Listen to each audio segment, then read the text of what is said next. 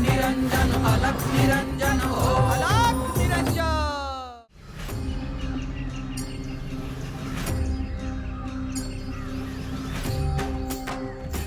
केवळ तुझ्याच मनातील राग द्वेष नाही तर समस्त सृष्टीच्या मनातील राग द्वेष दूर सारून भक्तिभाव निर्माण करण्यासाठी ह्या बालकाचा जन्म झालेला आहे।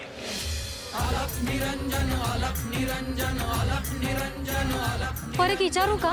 निरंजन हो अलख निरंजन। या रानावनात एवढ्या लहान मुलाचा सांभाळ तुम्ही कराल तरी कसा? अवघड आहे तुमच्यासाठी। गोरक्ष तरी मोठा होता, पण एवढं लहान पोर घेऊन कसं राहणार तुम्ही?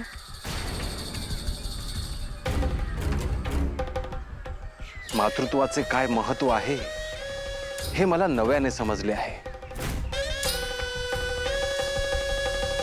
बालकाचे संगोपन करून त्याला मोठे करणे हे मातेशिवाय दुसरे कुणीही योग्यरित्या करू शकत नाही।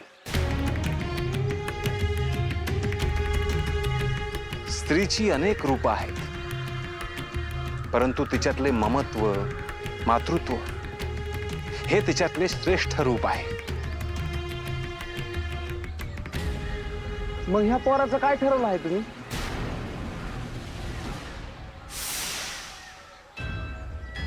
ज्या स्त्रीमध्ये ममत्व आहे, भक्तिभाव आहे, सद्गुण आहेत, अशा स्त्रीच्या हातामध्ये या बालकाला सुपूर्द करावे असा माझा विचार आहे।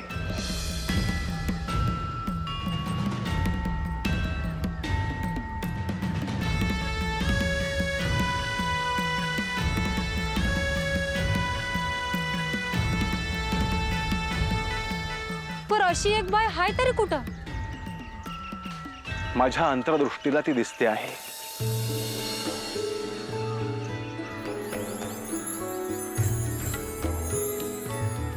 त्या बालकाला घेऊन तुमच्या गावात मी लवकरच येईल।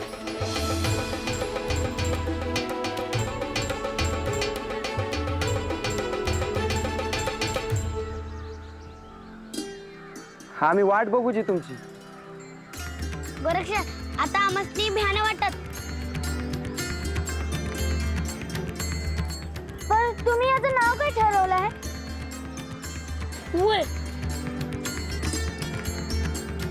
आम्ही अजून याचे नाव ठेवले नाही। ह्याचा नामकरण सोहळा पाहण्यासाठी सर्व देव देवी देवता उपस्थित असतील।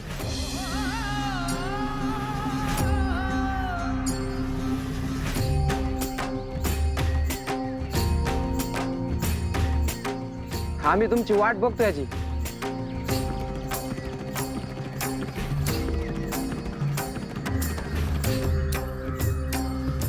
येतो।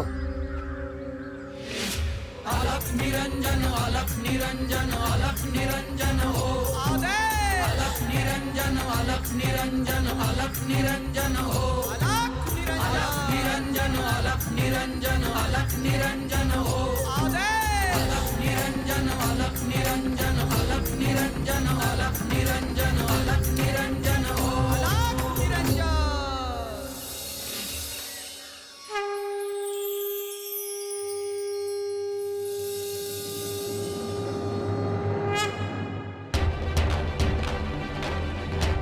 हे नाथ,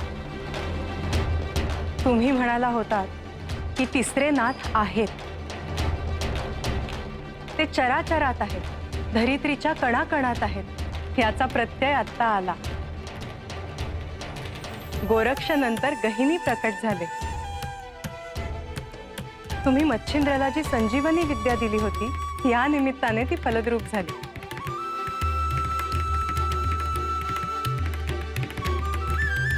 गहिनी जेव्हा गहिनीनाथ म्हणून कार्य करेल तेव्हा भक्ती संप्रदायाचा एक मोठा वटवृक्ष उभा राहणार आहे।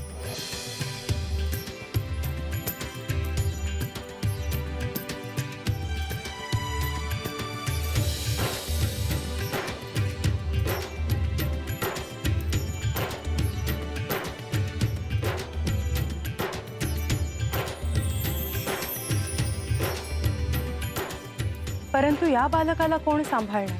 त्याचं संगोपन कोण करेल? मच्छिंद्रला हे मूल योग्य दाम्पत्याकडे सोपवावं लागेल. स्वाभाविकच आहे.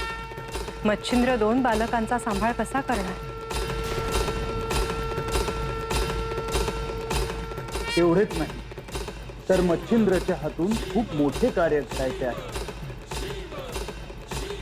आणि गोरक्षला 12 वर्षाच्या कठोर तपस्येला बसायचे आहे. गहिनी योग्य सच्छील दाम्पत्याच्या हातात जावा म्हणजे झालं.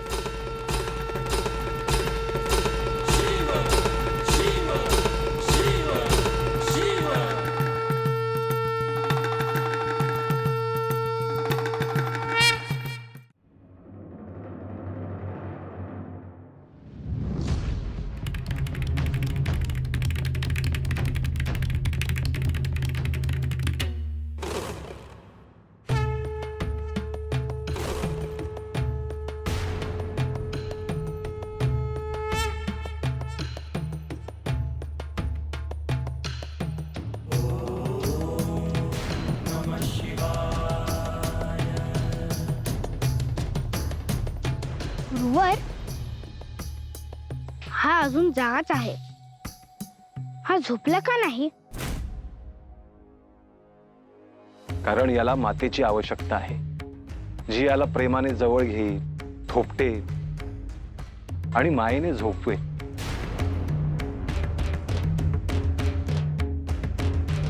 परंतु तुम्ही कधी मला असे थोपटले नाही.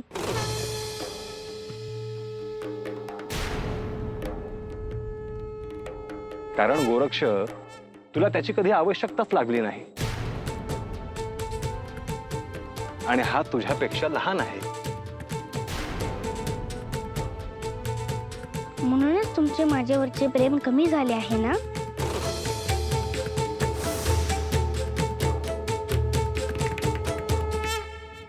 गोरक्ष, हे तू काय बोलतो आहेस? असे कसे होईल? मला सांग, तू माझा शिष्य आहेस ना? होय. आणि तू मला गुरु म्हणून मानतोस, बरोबर? अर्थात. मग गुरु हा माता पिता स्वरूप असतो. तोच सखा, बंधू, तोच सर्व काही आहे. असे असताना माझ्यात जे मातृस्वरूप आहे, त्यातून तुझ्यावर आणि ह्या बालकावर माझे समान प्रेम आहे.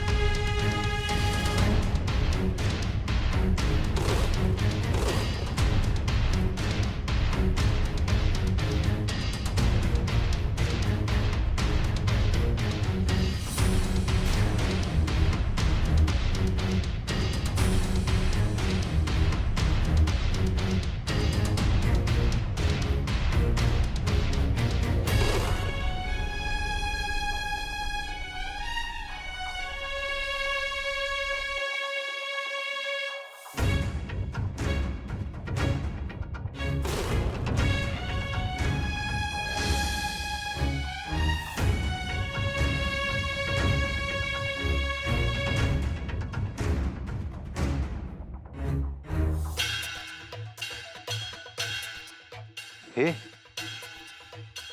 बघ, गोरक्ष माझ्यावर रुसून बसला आहे. आता त्याची समजूत कशी काढू?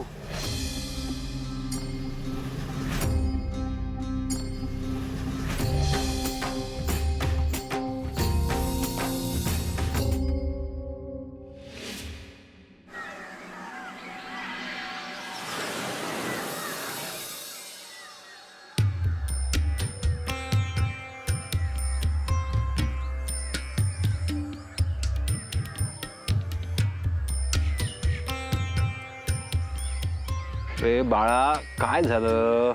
शांत हो, शांत हो. तुला भूक लागली आहे का?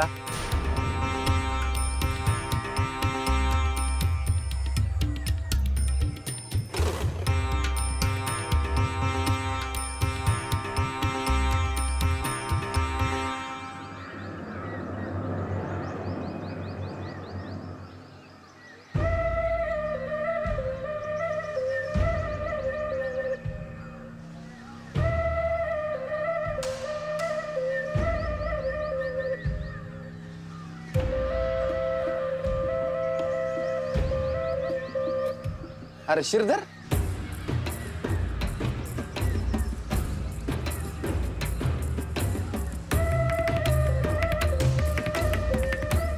अरे हायस कुठे तू?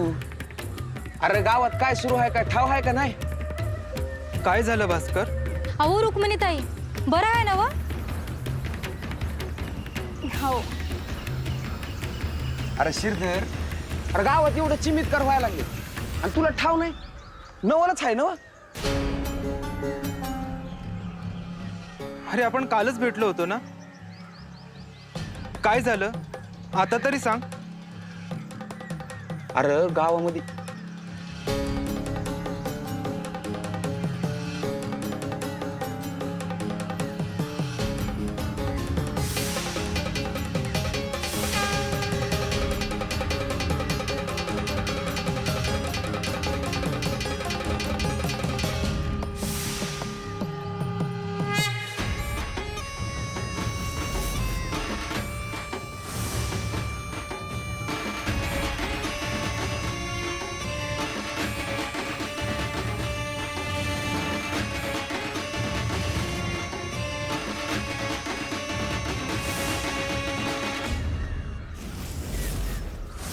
असं झालं तर साक्षात परमेश्वराचे अवतार आहेत ते.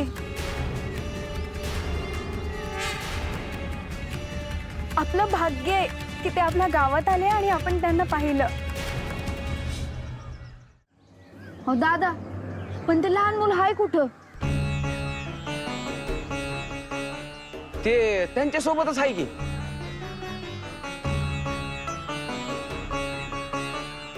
पण रानावनात त्या लहान मुलाला कसं सांभाळणार?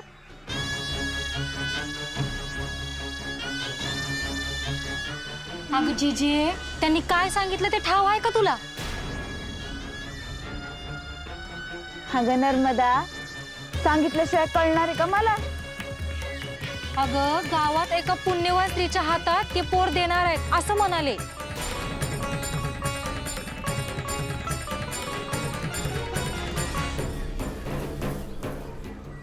होय असं म्हणाले ते? होय, खरंच सांगतो आहे. असं लहान पोर ज्याच्या बी घरात जाईल ना त्याचं कल्याणच आहे बघा. त्या बालकाला आपल्याला कधी पाहायला मिळेल? आता ते त्याला गावात घेऊन येतील ना तवा. रुक्मिणीताई, तू येते का माझ्या संग? चल जाऊ आपण. नाही नाही, ती नाही येणार कुठं बी.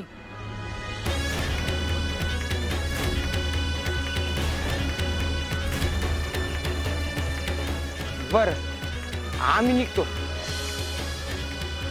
उशीर होत आहे ना? बर श्रीधर, येतो. हो ये. चल ग जीजे, येते. रुक्मिणी येते बर का.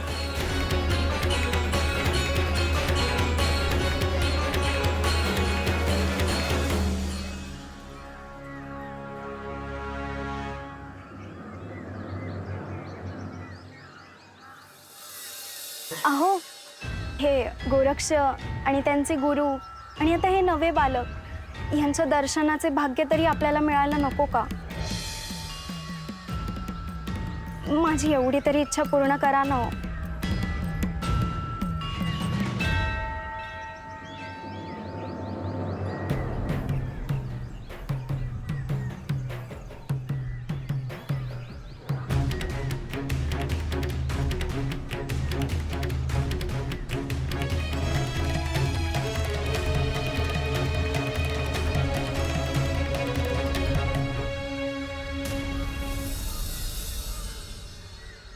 आता काय गोरक्ष रिकामा सापडायचा ना बघ. माझी तर खेळाची हाऊसच पिटली.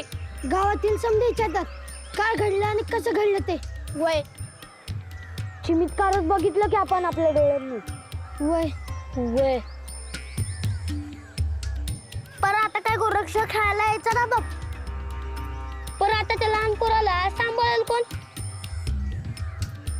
पर त्याचं गुरु म्हणाल होतं की ते पोर गावातच कोणाला देणार आहेत. पण ते पोर कोणाच्या घरात जाणार आहे? आमच्या घरात आला तर बरं होईल. तर हसायचं काय? पुण्यवान कोण असेल त्यातच घरला ते जाणार पोर.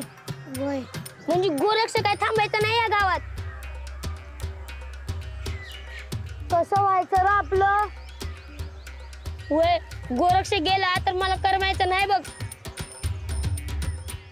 अरे आपण तिच्या गुरुला सांगू की इथंच थांबायला. वय वय वय वय.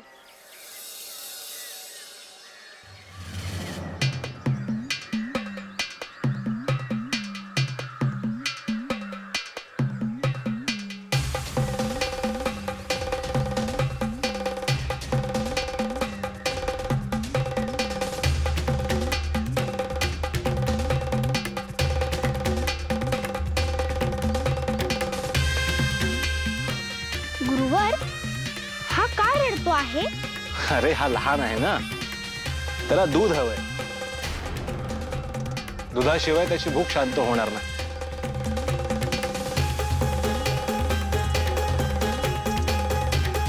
परंतु या अरण्यात इथे दूध कसे काय मिळणार? मला पण तीच चिंता आहे.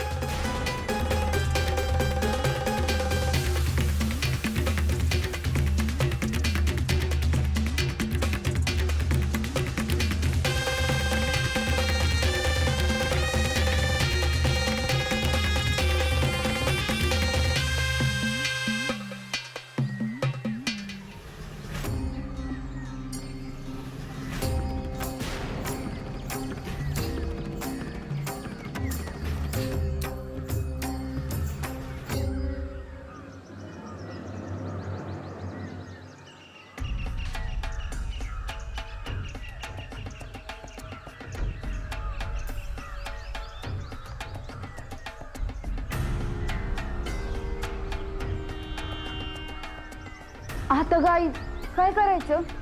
तेच मला बी कळना झालंय. मातीतून मुलगा कसं काय तयार केला असेल बरं? अगं या साधू बैराग्याचं ना काय बी खरं नसतं. असल बी. ते बालयोगी आपल्या दारात आले तेव्हा तर त्यांना आपण उपाशीच पाठवलं. माझा जप आणि अनुष्ठान पूर्ण होईपर्यंत तुला भिक्षान्न मिळणार नाही. जशी तुमची इच्छा माई. शुभम भवतु. पण आता मात्र आपल्याला काहीतरी करायला पाहिजे.